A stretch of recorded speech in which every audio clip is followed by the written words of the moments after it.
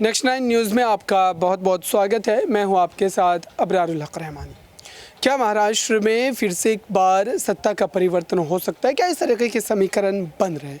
इन्हीं सवालों का जवाब आज ढूंढेंगे और समझने की कोशिश करेंगे कि दरअसल इस वक्त जिस तरीके से लगातार महाराष्ट्र में इस तरीके की खबरें आ रही है, लगातार ये भी कहा जा रहा है कि कई तरीके के बदलाव हो सकते हैं। और साथ ही सबसे बड़ी बात जो समझने वाली है वो ये है दर्शकों यहाँ पर कि अगर इस पूरे मुद्दे को आप समझते हैं तो यहाँ पर शरद पवार का रोल सबसे अहम माना जाता है। दरअसल शरद पवार ने ही महाराष्ट्र में एमवीए गठबंधन की सरकार को बनाया और उन्हीं के कहने पर कांग्रेस पार्टी जो है इस बात के लिए तैयार हुई कि अब जो है मुख्यमंत्री जो है उद्धव ठाकरे को बनाया जाए, उनके ही नेतृत्व में सरकार चलाई जाए।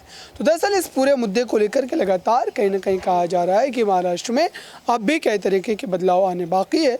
हालांकि इस समय बीएमसी चुनाव को देखते हुए लगातार कहीं ना कहीं तमाम पार्टियां, चाहे वो एमवीए गठबंधन की पार्टियां हों या फिर भारतीय जनता पार्टी एकनाथ शिंदे गुट हो, ये तमाम पार्टियां इस वक्त जनता को लुभाने की कोशिश कर रही है।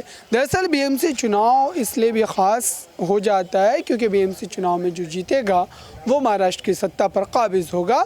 यानी कि महाराष्ट्र में अगर सत्ता में आना है तो बीएमसी में आपका जीतना लगभग एक तरीके से यकीनी होना चाहिए। सेमीफाइनल के तौर पर इस चुनाव को देखा जाता है और ऐसे में अब कहा जा रहा है कि अगर स्थिति जिस तरीके से बदल रही है, देवेंद्र फडणवीस लगातार नज़रअंदाज कर रहे हैं एकनाथ शिंदे गुट को, उनके तमाम बागी विधायकों को, तो ऐसे में कहा जा रहा है कि हो सकता है कि फिर से एक बार एकनाथ शिंदे और उद्धव ठाकरे एक साथ आ सकते हैं। इस तरीके के समीकरण की बातें भी निकल करके सामने आ रही है। लेकिन अब तक आधिकारिक रूप से अगर देखा जाए तो ये बात कितनी संभव लगती है ये भी मैं आपको बताऊं। दरअसल एकनाथ शिंदे ने शुरुआती दिनों में जो बयान दिए थे उनके द्वारा ये कहा गया था कि अगर उद्धव ठाकरे कांग्रेस पार्टी और एनसीपी से दूरी बना लेते हैं तो फिर वो उनके साथ जाने में या फिर शिवसेना के एक होने में किसी भी तरीके की कोई रुकावट नहीं देखने को मिलेगी। इस तरीके की बातें की जा रही थी। फिलहाल इस समय अगर देखा जाए तो इस वक्त लगातार कहा जा रहा है कि महाराष्ट्र में कहीं ना कहीं इस तरीके के समीकरण की बातें जो निकल करके सामने आ रही है। तो इन्हीं मुद्दे पर जो है बात करेंगे और समझेंगे। जैसे मेरे साथ कशिश मौजूद है। इस समय जिस तरीके से लगातार महाराष्ट्र में राजनीतिक समीकरण के बदलने की बातें कही जा रही है और साथ ही ये भी कहा जा रहा है कि शरद पवार हो सकता है कि फिर से एक बार कोई नए समीकरण के साथ जो है सत्ता का जो है आप कह सकते हैं कि गठन कर जाए, क्योंकि इससे पहले भी शरद पवार को लेकर के किसी ने सोचा नहीं था कि शिवसेना पार्टी, कांग्रेस पार्टी खुद एनसीपी को मिला करके वो एक नई सरकार बना देंगे। तो ऐसे में क्या लगता है कि बीएमसी चुनाव से पहले क्या इस तरीके के हालात पैदा हो सकते हैं और क्या वाकई एकनाथ शिंदे की सरकार को गिराया जा सकता है? देखिए, आसानी से ऐसा हो सकता है क्योंकि आप ये देखिए कि पहले भी तो एमवीए मजबूत था। और सबसे ज़रूरी बात जो इस बात का आज यहाँ पर खुलासा होता नजर आया, जयंत पाटिल ने खुद ये बात यहाँ पर कही कि जब यहाँ पर बीजेपी और शिवसेना का गठबंधन था तो उसको तोड़ने वाला, टुटवाने वाला कह लीजिए कहीं ना कहीं शरद पवार ही थे। यहाँ पर उन्होंने शरद पवार को शकुनी मामा तक कहकर बुलाया। तो नॉर्मल सी बात है, जब शरद पवार वो सब करा सकते हैं 2019 में, तो 2023 में भी ऐसा कुछ करा सकते हैं। यहाँ पर शिंदे की सरकार भी गिरा सकते हैं। अभी तो वो शिंदे से मुलाकात कर रहे हैं, फोन पर बातचीत हो रही है। तो कहीं ना कहीं कहा जाता है ना कि मीठा बनकर ही इंसान काट करता है। तो शरद पवार कुछ ऐसा कर सकते हैं और अगर ऐसा होता है तो नॉर्मल सी बात है कि एमवीए गठबंधन एक बार फिर से मजबूत होता नजर आएगा और बीएमसी चुनावों में आसानी से जीत भी हासिल हो सकती है। और नॉर्मल बात ये भी है यहाँ पर कि जिस तरीके से शरद पवार ने कहा कि बीएमसी चुनावों में हर जगह से मेरा प्रत्याशी उतरेगा, तो कहीं ना कहीं ये हो सकता है कि यहाँ पर शरद पवार, यहाँ पर उद्धव ठाकरे के पक्ष में उन्होंने ये फैसला लिया हो। अंदर ही अंदर उनकी कोई ना कोई यहाँ पर रणनीति चल रही है जिससे यहाँ पर उद्धव को फायदा हो और शिंदे को भारी नुकसान हो। बिल्कुल, इस समय इस तरीके की खबरें आ रही है और लगातार ये भी कहा जा रहा है कि दरअसल यहाँ पर एक एंगल दूसरा ये निकलता है कि क्या एकनाथ शिंदे जिस गठबंधन के साथ इस वक्त सत्ता का हिस्सा मुख्यमंत्री है, देवेंद्र फडणवीस लगातार सत्ता को कंट्रोल कर रहे हैं। भारतीय जनता पार्टी की जो भी पुरानी योजनाओं की बात की जाए, उन योजनाओं को फिर से लागू करवा दिया गया, चाहे वो आर्य फॉरेस्ट कॉलोनी में मेट्रो शेड के बनने का काम हो या फिर और कई मामले हों।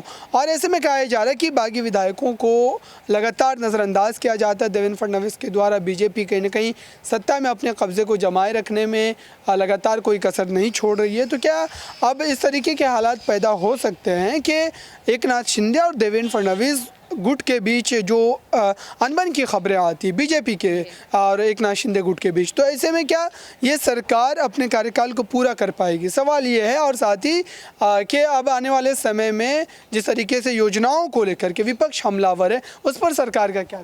देखिए यहाँ पर अगर देखा जाए तो कहीं ना कहीं यहाँ पर एकनाथ शिंदे के लिए भी मुसीबतें ही है, क्योंकि जो फैसला चुनाव आयोग सुप्रीम कोर्ट के पास है उसमें एक ही साइड को नहीं देखेंगे कि उद्धव ठाकरे परेशानी में, शिंदे भी यहाँ पर है, क्योंकि शिंदे ने यहाँ पर बगावत किया। नॉर्मल तौर पे देखा जाए तो वो एक उनकी खुद की कोई ऐसी पार्टी नहीं है और उसका नाम भी कहीं शामिल नहीं है, तो इसलिए उनको भी नुकसान हो सकता है, भले उनको बीजेपी का साथ यहाँ पर मिला हो। और रही बात शरद पवार की, तो देखिए उन्होंने भी ये बात कही थी कि सरकार 6 महीने तक चलेगी, लेकिन 6 महीने से ज़्यादा का समय यहाँ पर बीतता हुआ नजर आया। उसके बाद यहाँ पर एक और नेता ने कहा था कि जो सुप्रीम कोर्ट और चुनाव आयोग का मामला है ये सालों साल, कम से कम 3 से 4 साल खिंचता नजर आएगा। और जिस तरीके से तारीखें आगे बढ़ रहे हैं तो साफ तौर पे कहा जा सकता है कि मामला लगातार इसी तरीके से आगे बढ़ेगा। लोकसभा चुनाव भी निकल जाएंगे, उसके बाद विधानसभा चुनाव भी आ जाएंगे, तब यहाँ पर जनता के सामने सवाल होगा कि शिंदे या फिर उद्धव, इस तरीके के कयास यहाँ पर लगाए जा सकते हैं। लेकिन अगर देखा जाए यहाँ पर तो आप ये देखिए कि शिंदे यहाँ पर लगातार यही साबित करते हुए नजर आ रहे हैं कि उनके पास बहुमत है पूरी तरीके से, सांसद हो, विधायक हो, कार्यकर्ता हो, नेता हो, हर कोई उनके साथ है।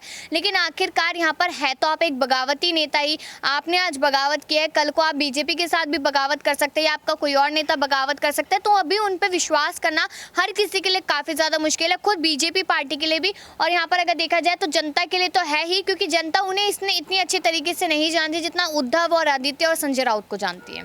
बहुत बहुत शुक्रिया इन तमाम सवालों का जवाब देने के लिए। तो ये महाराष्ट्र की पूरी स्थिति है और जाहिर सी बात है कि इस समय जिस तरीके से स्थिति बदल रही है वो सीधे तौर पर ये बतला रहा है कि महाराष्ट्र में कहीं ना कहीं आने वाले समय में कई तरीके के बदलाव जो है वो हो सकते हैं। लेकिन इन तमाम बातों से अलग आपको दरअसल एक मामला मैं समझा दूँ। दरअसल कहा यह जा रहा है कि महाराष्ट्र में अब हो सकता है कि बीएमसी चुनाव से ठीक पहले जो है शिवसेना उद्धव गुट में टूट हो सकती है, इस तरीके की बातें की जा रही है।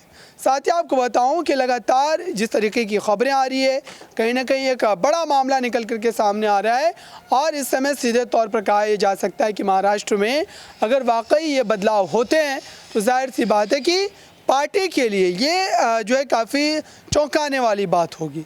फिलहाल महाराष्ट्र में एकनाथ शिंदे और उद्धव ठाकरे के साथ आने की भी बातें की जा रही है, लेकिन वो क्या संभव है? हालांकि आदित्य ठाकरे की अगर उन बातों का यहाँ पर जिक्र करूँ मैं, आदित्य ठाकरे ने सीधे तौर पर कहा था कि उन तमाम बागी विधायकों का मातोश्री में स्वागत है, वो फिर से एक बार आ सकते हैं, लेकिन उन्होंने कहीं भी एकनाथ शिंदे का जिक्र तक नहीं किया, एकनाथ शिंदे का उनके द्वारा नाम नहीं लिया गया। तो ये कहा जा रहा है कि अगर फिर से एक बार इस तरीके की सूरत हाल पैदा होती है, इस तरीके की स्थिति बनती है, तो जाहिर सी बात है कि बदलाव तो होंगे ही, लेकिन एकनाथ शिंदे क्या वाकई फिर से शिवसेना को एक करने के लिए पहल करेंगे? सवाल ये बड़ा है और इस बड़े मामले को लेकर लगातार हम अब तक खबरें भी पहुंचा रहे हैं। साथ ही आपको बताऊं कि महाराष्ट्र में सबसे बड़ी दुविधा ये है विचारधारा का मामला, क्योंकि विचारधारा को लेकर बीजेपी लगातार हमलावर है। उनके द्वारा लगातार यही बात कही जा रही है कि उद्धव ठाकरे ने अपनी विचारधारा से समझौता कर लिया और कांग्रेस पार्टी के साथ सत्ता में जाकर वो बैठ गए थे, लेकिन अब स्थिति बिल्कुल बदल गई है। इस खास रिपोर्ट में बस इतना ही। देखते रहिए ताज़ा तरीन खबरों के लिए नेक्स्ट 9 न्यूज़ को। धन्यवाद।